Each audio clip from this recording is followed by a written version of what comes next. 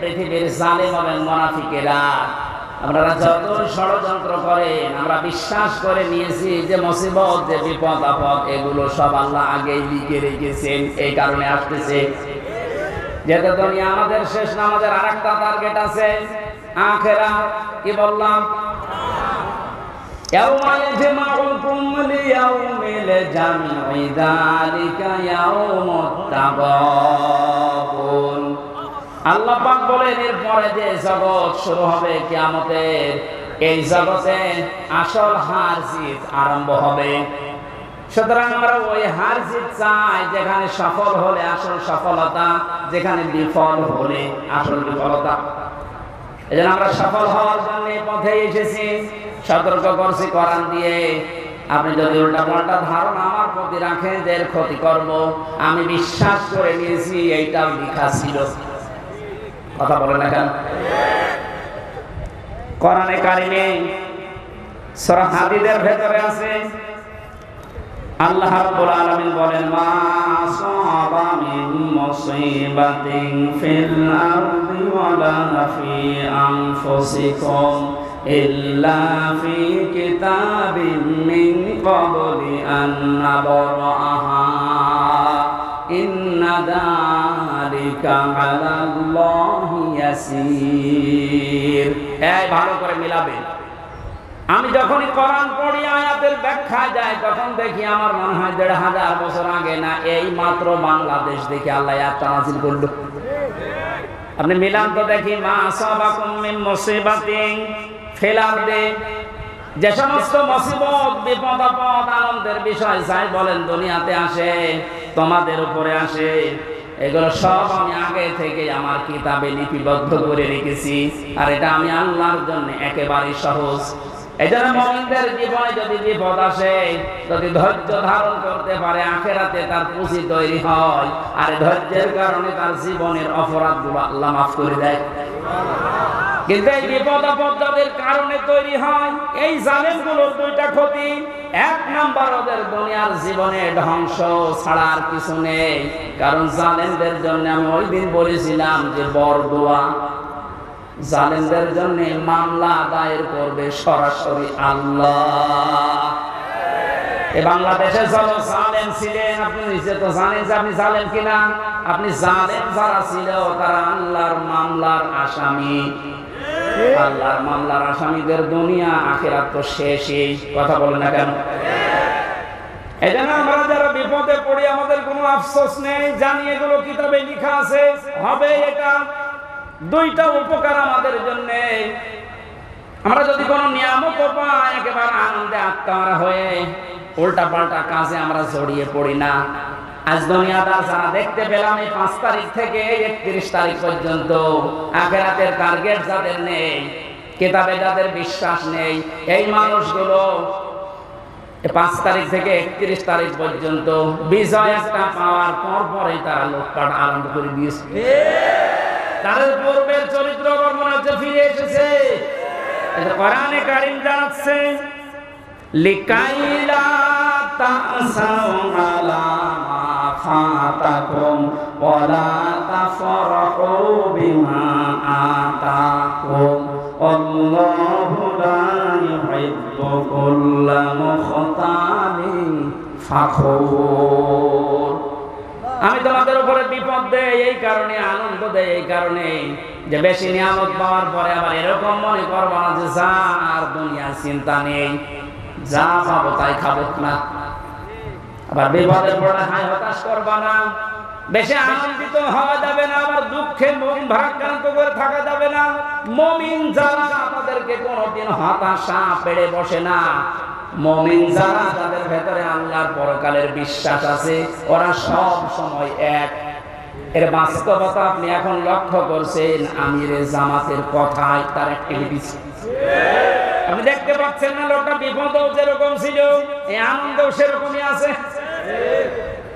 5 থেকে 31 তারিখ পর্যন্ত এই 25 দিনের ভেতরে তার মুখে একবারও শুনেছেন যে এত অত্যাচারিত হয়েছে, এবং ঠিক ওই রকম করে আপনারা শুরু করেন বলিস একবার। আপনি তো তার মতো অত বিপদে পড়েননি। সে জেলে আছে, শুধু জেলে না, এরপরেও তার ছেলে জেলখানায়, তার স্ত্রী অসুস্থ, তার অনুসারী অনকম, তার সহযাত্রী সহযোদ্ধা যারা সব পালিয়ে আছেন, অধিকাংশ গুলো যে মানুষগুলো আছেন জেলখানায়, এরপরও মানুষের ভেতরে দেখলাম কোনো টেনশন নেই, চিন্তা নেই। আল্লাহ রাব্বুল আলামিন জানিয়েছেন, হে নবী, এই মানুষগুলোকে বসেন, এক জায়গায় বসেন,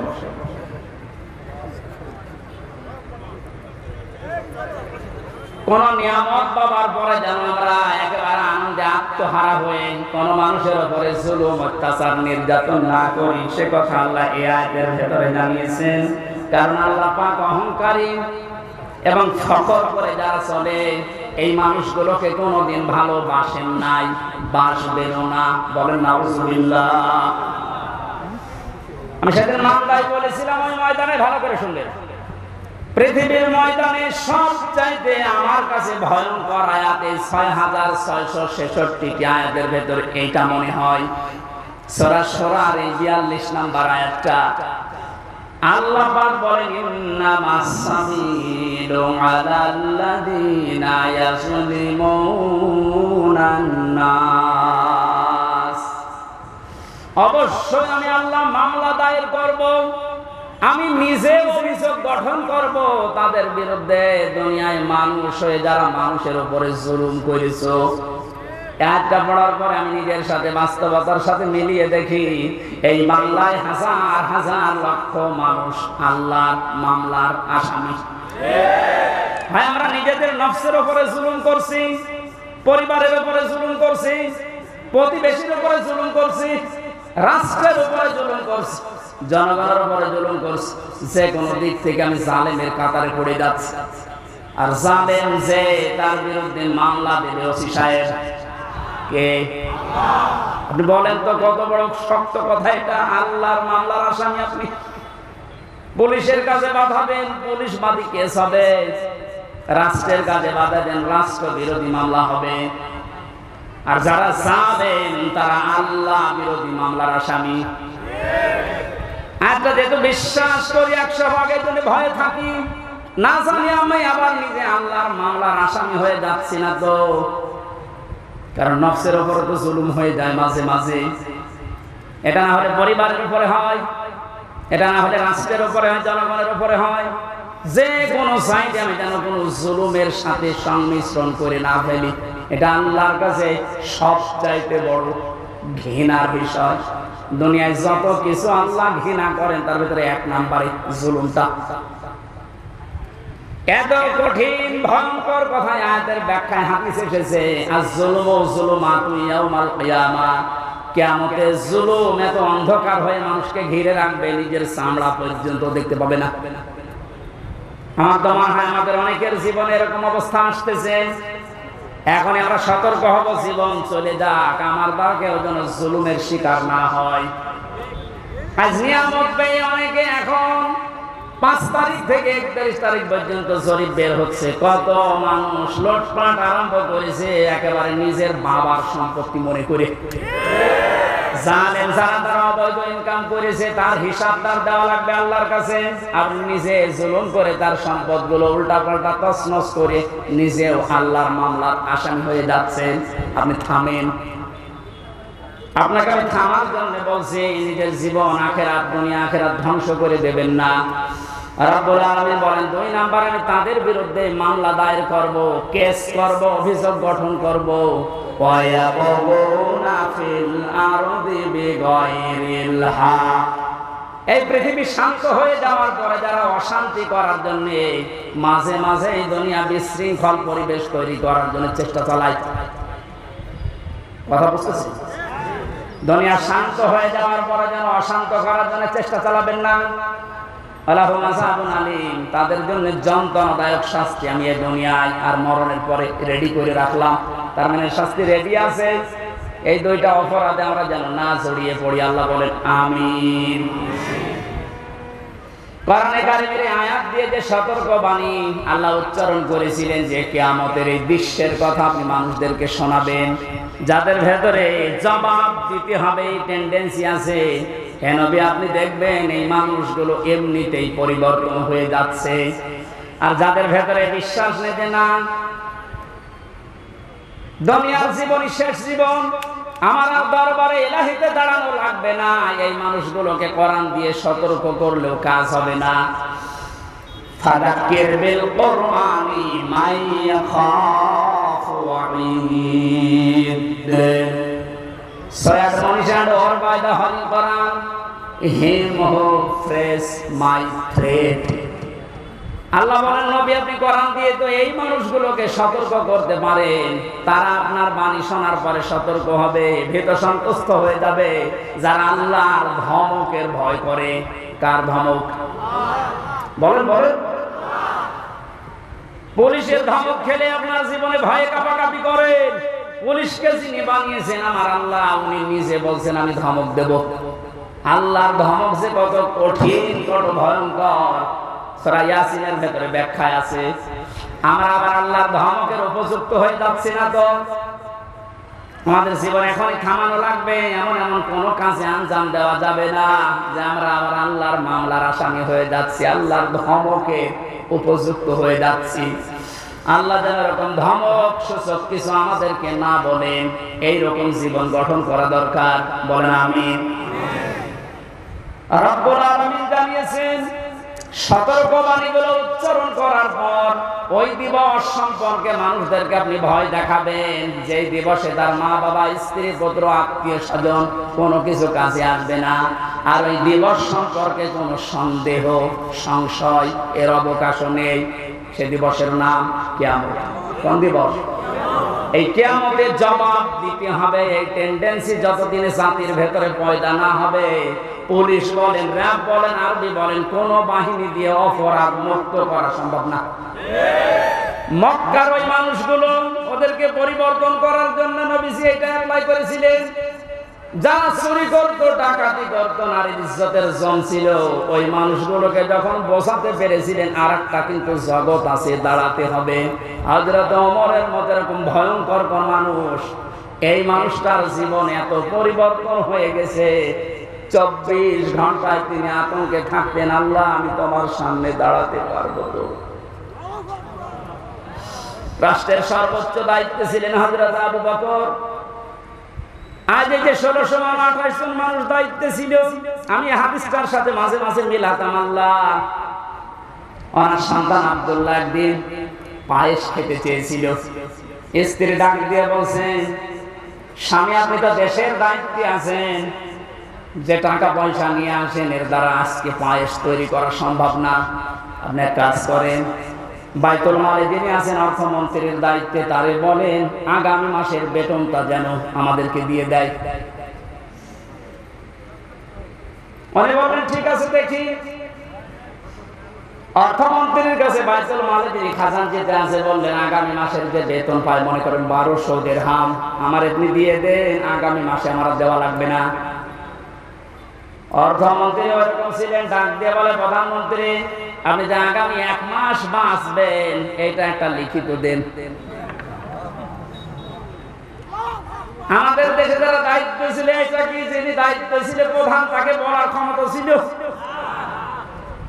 এইরকম বলার ক্ষমতা যখন তৈরি হবে তখন সবাই আমরা এক হয়ে যাব।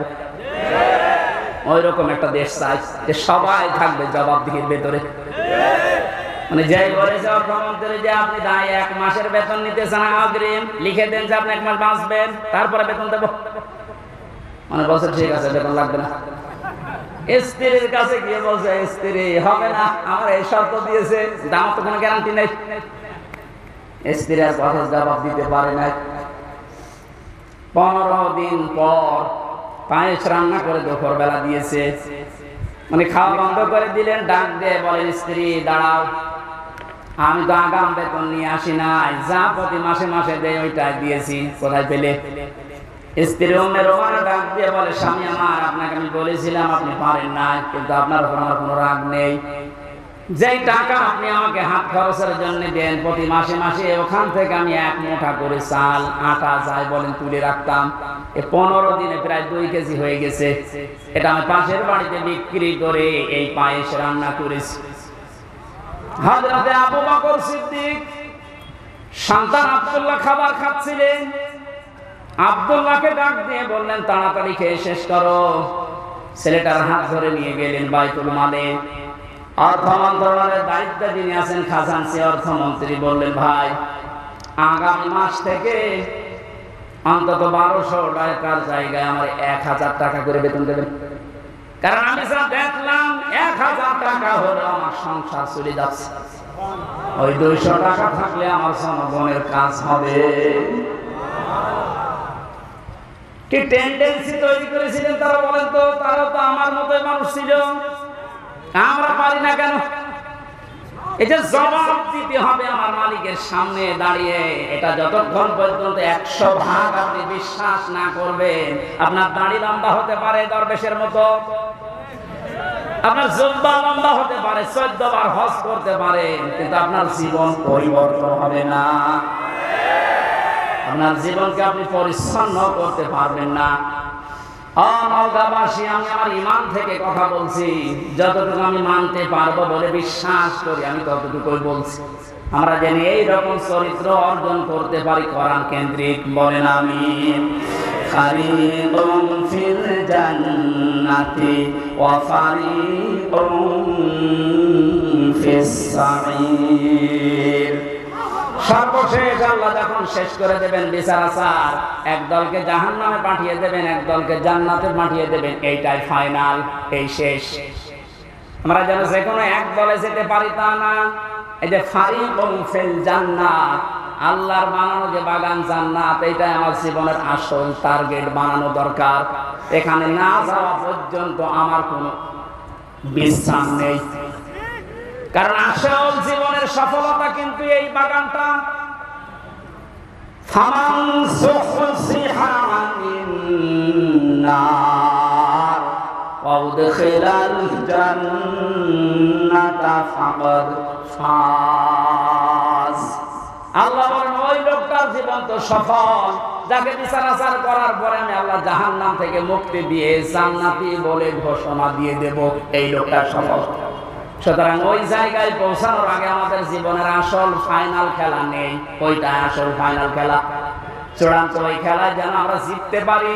আমাল হায়াতুদ দুনিয়া ইল্লা মাতাউল গুরুর। পৃথিবীর মানুষ বারবার বলছি, শোনো, দুনিয়া জীবনটা কিন্তু খেলাধুলা, রং তামাশা। আল্লাহ আমাদেরকে বোঝার তৌফিক দিন, আমিন। বারাকাল্লাহু লানা ওয়া লাকুম ফিল কোরআনিল আযীম। আল্লাহুম্মা আমিন। লা ইলাহা ইল্লা আনতা সুবহানাকা ইন্নী কুনতু মিনাজ জালিমিন। লা ইলাহা ইল্লা আনতা সুবহানাকা ইন্নী কুনতু মিনাজ জালিমিন। ফাসতাজাবনা লাহু ওয়া নাজাইনাহু মিনাল গাম্মি ওয়া কাযালিকা নুনজিল মুমিনিন। রব্বানা যালামনা আনফুসানা ওয়া ইল্লাম তাগফির লানা ওয়া তারহামনা লানাকুনান্না মিনাল খাসিরিন। রব্বুল আলামিন, সারা জীবন অপরাধ করে জীবনটা নষ্ট করে ফেলেছি। আর ওঠায় কথা বলবো ভয় করে, লজ্জা করে। পিছনের দিকে তাকালে জাহান্নামের আগুন ছাড়া কিচ্ছু দেখা যায় না। আর আমাদের অপরাধের দিকে তাকালে হয়তো তোমার মাফ করতে ইচ্ছে করবে না। তোমার গাফফার নামের দিকে তাকাও, তোমার সাত্তার নামের ওসিলায় আমাদের অপরাধগুলো তুমি এই মুহূর্তে সব গোপন করে দাও। বড় ভয় লাগে কিয়ামতের এই কঠিন ময়দানে কোটি কোটি কোটি মানুষের সামনে আমাদেরকে দাঁড় করিয়ে আবার অপমান করবা না তো।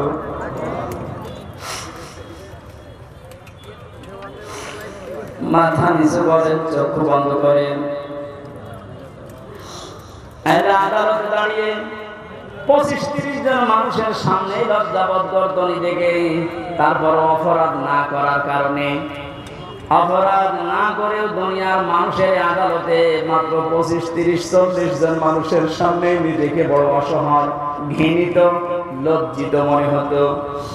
কিয়ামত 100 ভাগ আমরা বিশ্বাস করি দাঁড়াতে হবে তোমার সামনে, কোটি কোটি মানুষের সামনে। আমাদের অপরাধের ফেরেশতা তুলে ধরে যেন অপমান করো না। আমার সাত্তার নামের খাতিরে আল্লাহ সবার অপরাধগুলো তুমি গোপন করে দাও। এ মাহফিলের আয়োজন করতে গিয়ে যারা শ্রম দিয়েছে, এদের শ্রমগুলো করার ইজ্জতে মঞ্জুর করো। আল্লাহ তাআলা মা বোনদেরকে মঞ্জুর করো, তাদের রোগ শোক থেকে বাঁচাও। আল্লাহ তাআলা কিছু দুষ্ট মানুষের জন্য আজ প্রশাসনের বিশেষ করে পুলিশ ভাইদের উপরে অনেক মানুষের রাগ এখনো যায়নি, যে দুষ্ট মানুষগুলোর কারণে এই মানুষগুলোর উপরে এখনো মানুষের ধারণা খারাপ হয়ে আছে। এই দুষ্ট মানুষদেরকে তুমি শাস্তিতে নিয়ে যাও। বাংলার প্রশাসন যারা আল্লাহ স্বাভাবিক অবস্থায় আবার ফিরিয়ে দাও। নিজেদের মা বাবা, আত্মীয় স্বজন, স্ত্রী পুত্র ছেড়ে দিয়ে যারা বাংলার বিভিন্ন প্রান্তে দেশ এবং দেশের দায়িত্ব পালন করে, এদের পুরা দায়িত্বটা তুমি ইবাদত হিসাবে কবুল করে নাও। আমাদের সবার শরীরকে তুমি সুস্থ রাখো, নিরাপদে রাখো। যত রকমের ষড়যন্ত্র সব তুমি নস্যাৎ করে দাও। আগামীর এই বাংলাদেশে তোমার আইন দিয়ে চলছে, এটি দেখার পরে মরণ তুমি আমাদেরকে দিও আল্লাহ। বারাকাল্লাহু লানা ওয়া লাকুম ফিল কুরআনিল আযীম। আলহামদুলিল্লাহি রাব্বিল আলামিন।